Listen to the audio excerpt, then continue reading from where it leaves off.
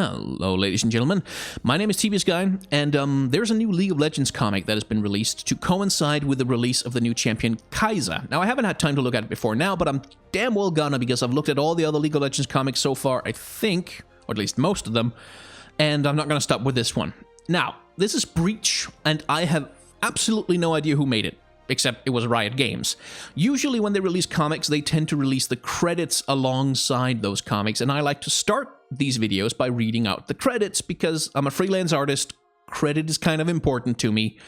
In this instance, though, that is not, unfortunately, going to be an option. And I suspect this is because this is entirely an in-house production. That is to say, everybody who worked on it is a Rioter, and therefore, perhaps because of contractual obligations or something like that, they don't really get a credit in these things. Or maybe it's just a complete oversight.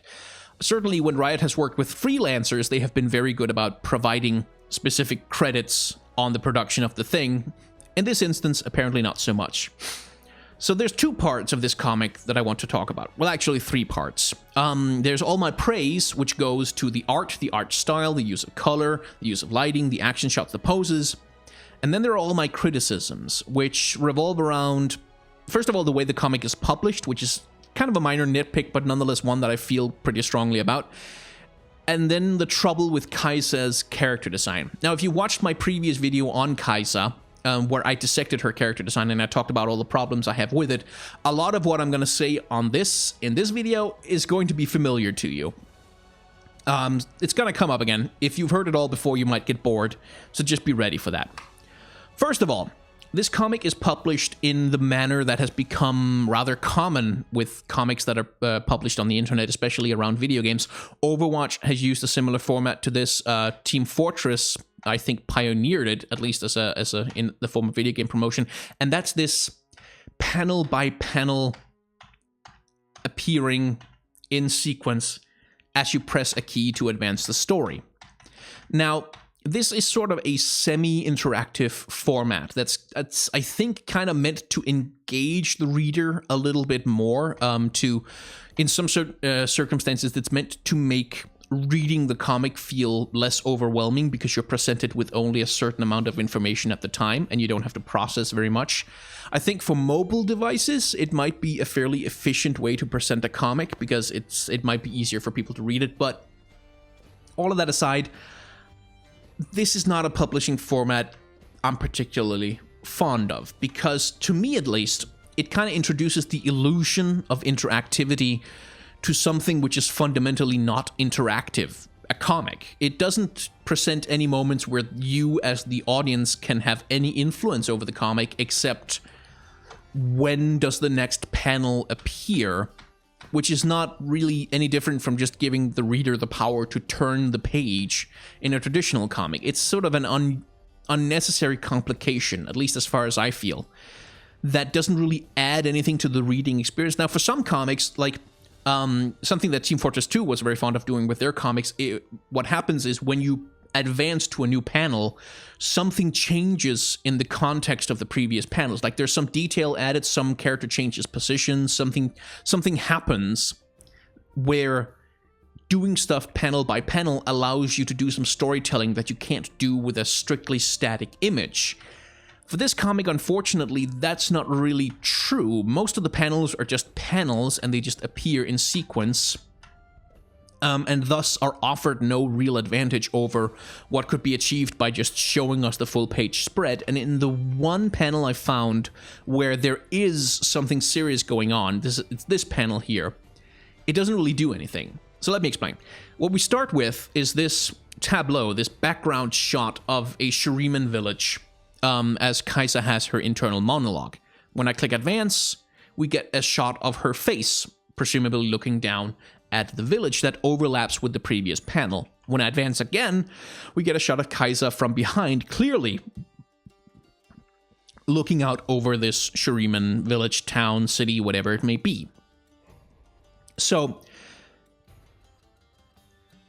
what it's supposed to do, I'm not sure. It doesn't really... The thing about this is, what you have an opportunity to do is introduce an element in the next panel that changes the context or the meaning of the previous panel. But here's the thing. when we see this page, all we know about this comic panel is that, oh, this is Shuriman City in the desert, something, something. Kaisa's expression, the way that she's looking, the things that are happening in the text boxes, none of these change the context of the panel. They just add all the details until all the details that are supposed to be there arrive in the panel. So there's no change happening because of the special features that you can do with this digital publishing format. There's just layers of detail being put on one after another without changing anything. Now, this is all kind of technical wank that doesn't really deal with the content of the comic, but this is the kind of thing that I care about. It's a publishing decision that doesn't really make sense to me because, as far as I can see, it doesn't add anything, it doesn't change anything, it doesn't really deepen my experience when reading the thing.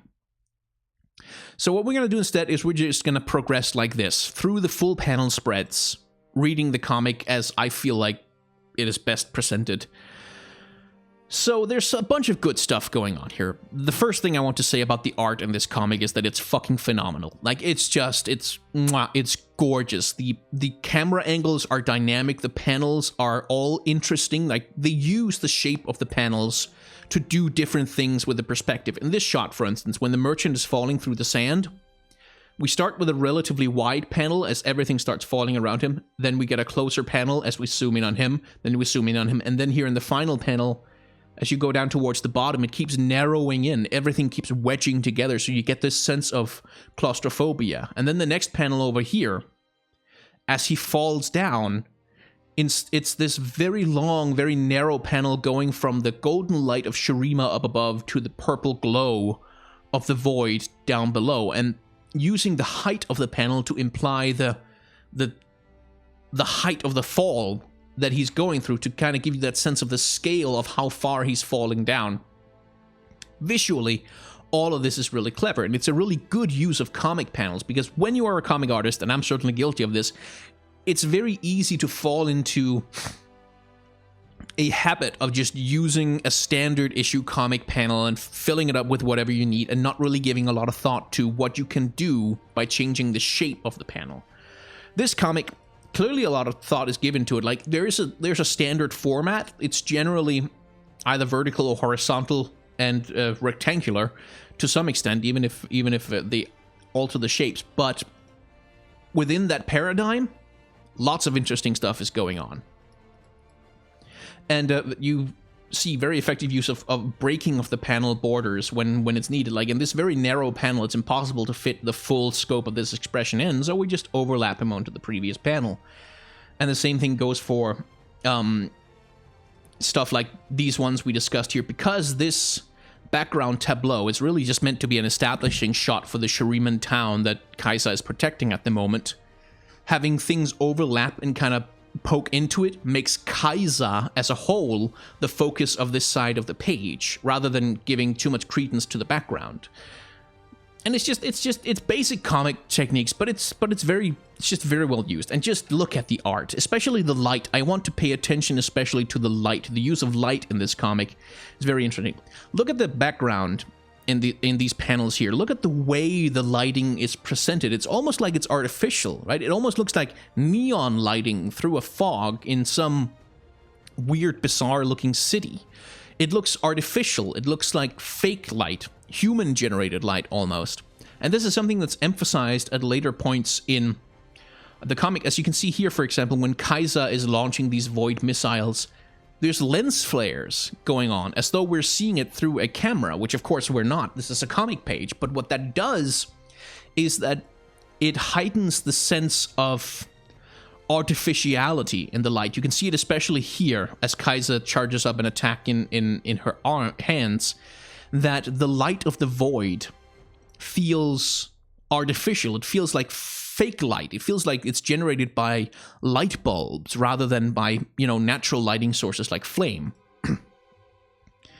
And that's something I really, really like, because first of all, it plays up this aspect of the void that's kind of been there, where the void tends to use lasers. Think of Vel'Koz, for example. But it also establishes a contrast, because when we get to places like Shurima, look how the light changes. Where the light in the void is very harsh, you have all these very stark, deep shadows and these very bright lights that cast these harsh, angular, edged shadows on everything. Once we get out to Shurima, the light is soft, it's gentle, it's very much browns and oranges and grays, these very naturalistic colors that kind of just lay over everything softly. Kind of almost like a comforting blanket as compared to the very harsh, the very sharp, the very jagged light of the void, which is neon and fake and cold and uncompromising. And from a visual storytelling perspective, that's a really effective way both to establish the different conditions of the different locations, that Shurima in the natural world is not necessarily the least hostile place in the world, but the environment is not actively trying to kill you, unlike in the void where everything is fucking lethal. And it's just, from a comics technique perspective, that's just really effective use of color and lighting to set your scene, to establish your environment. Because it would be very easy in the void just to paint everything purple and not really change the lighting conditions, to use the same kind of soft style of lighting in the void without really and just say, oh, we're just going to paint it purple as compared to the orange, and that's going to be all our communication. But to think very critically about how do we use the light to communicate the different nature of the void, the harshness, the unnaturalness of the void. So that's really, that's something I was kind of blown away by. That's a really clever way to do things. The action shots, the use of camera angles, like just when you look at a fight scene like this one, look at all the different angles from the action is shot from, like from the monster's perspective, from Kaisa and the monster, and then here from Kaisa as she's being borne down upon, and then this fantastic shot as she fires her shots, and it's gorgeous. It's just really freaking gorgeous comic book artwork. And again, this is something that in a lot of comics I see a lack of creativity in what you can do by using different camera angles. Here, for example, this is almost a comical shot, right? With the silhouetted figures of the characters, with a man running and the monster looking almost kind of cartoonish, brawr, chasing after him like that. That's almost funny. But then the moment we bring it back to Kaisa's perspective on the proceedings, everything becomes monstrous, dangerous, powerful once again. So that's also a way to control the pacing, by the way, to have this little one moment of levity before we launch straight back into action. Like action, action, action, action, action, action, action. Take a breath. Action, action, action, action, action. Action, action, action, action, action, more action, action, explosions, action. It's just very good. Like, the artwork is stellar in this thing. It's fantastically drawn. I wish I knew who the goddamn artist was, because I want to follow them on Twitter. But whoever it is, they're damn good at what they do.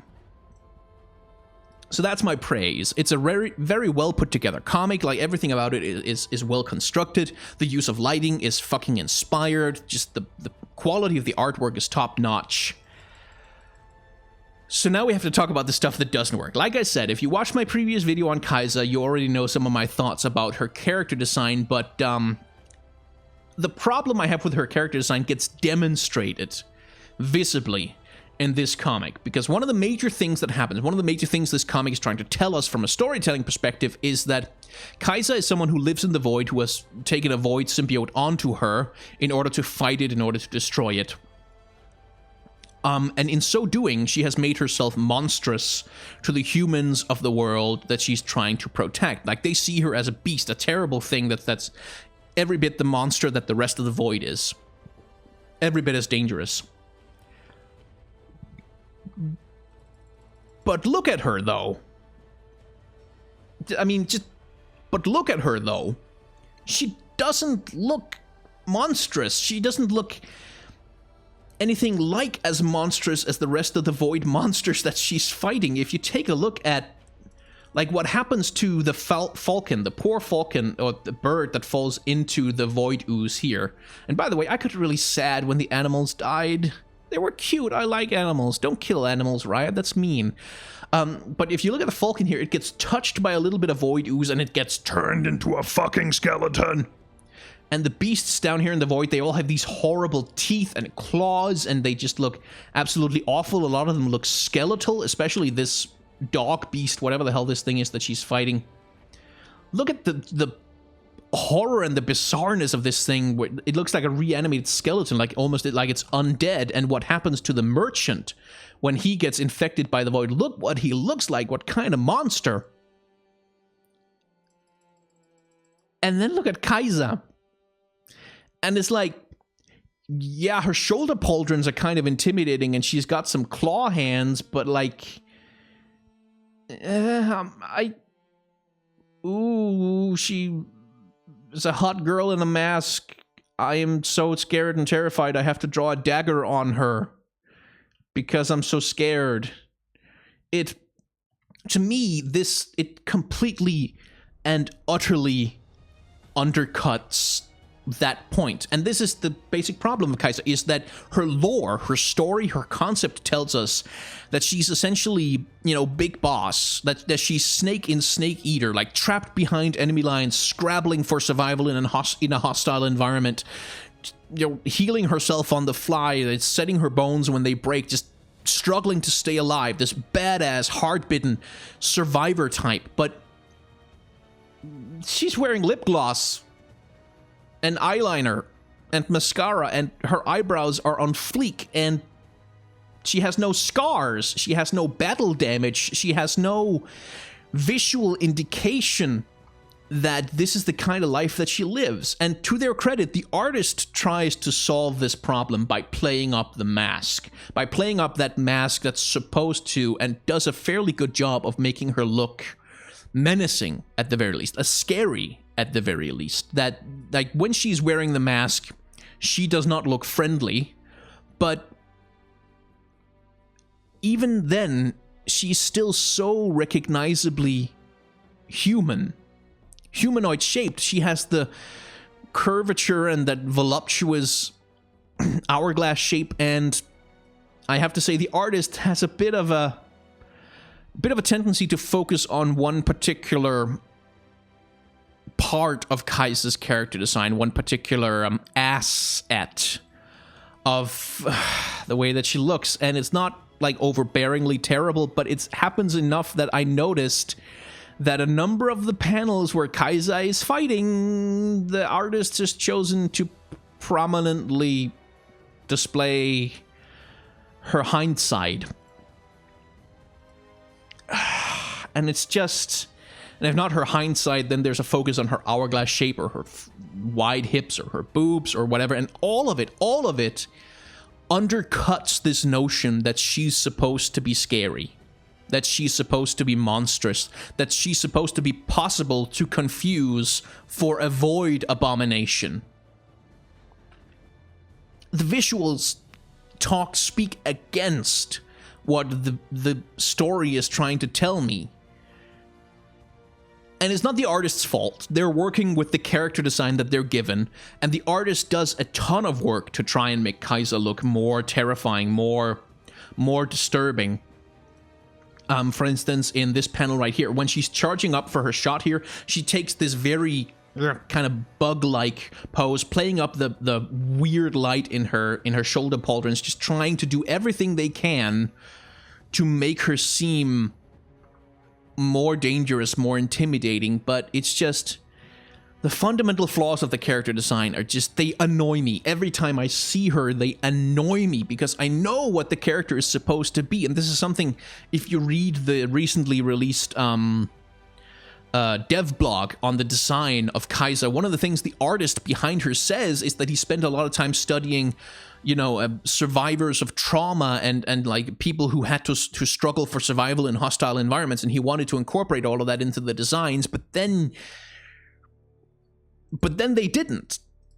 There's no visual indication that this is the life that she leads. She just wears a cool suit and she looks super hot, and it's, I want to maybe stop myself for a second. Like, it's not like she's a bad design. It's not like she's fucking awful and it's terrible and nobody ever did a good job with anything about it. No, it's just that they get really close to something that's really cool and that really works, and then they kind of back out of it again and step back and just go with generic hot fantasy lady, and it will always be a disappointment to me. And in the case of this comic, unfortunately, for me at least, it counts against it in kind of a major way, because for all of the great art, for all of the cool stuff that's going on with the lighting and with the framing and the camera angles and the great monster designs and the backgrounds, we get a shot like this, and I'm reminded that the main character of this story doesn't fit the story that's being told about her. Anyway, if you have any comments, anything you want to say, anything you feel like you disagree on, or you feel like I got wrong or I got right, or a question, something you'd like to ask, or another comic that you'd like me to take a look at in this manner, you should feel free to leave it down below in the comments. Thank you very much for watching. My name has been TB Skyn, and I suppose, if I'm very lucky, I shall see you in the next video.